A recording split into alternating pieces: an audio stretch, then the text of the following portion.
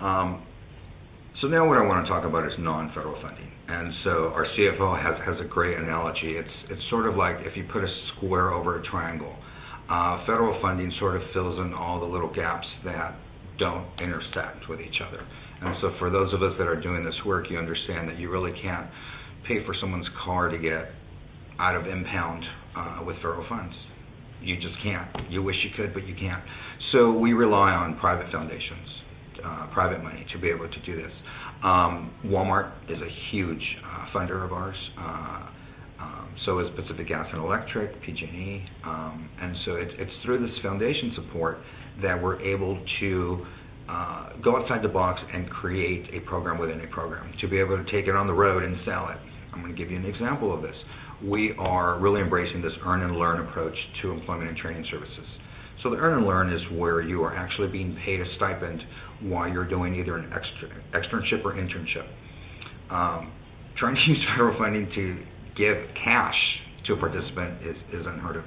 So what we're doing is we're utilizing our federal funding for the employment case management, job search, training services. We're using private money to be able to pay for stipends. And so what we're doing is it works on many levels. On one level, we're showing our funder that they're directly impacting a veteran's income. Number two, we're getting employers on board by saying, let's try this out.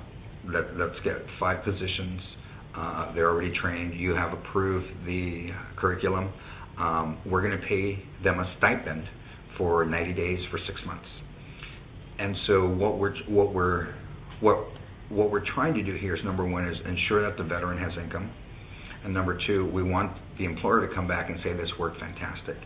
And we're going to say, can you do it? Can you flip the bill next time? You know, we've proven that it's worked.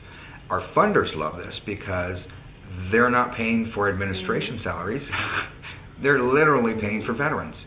And so through that, what we're hoping to do is expand this earn and learn approach for paid internships or externships or stipends.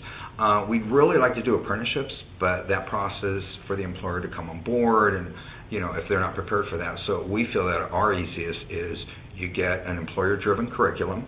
So the employer has bought into what you're going to train. They've approved it. You offer to pay for the stipends through foundation support.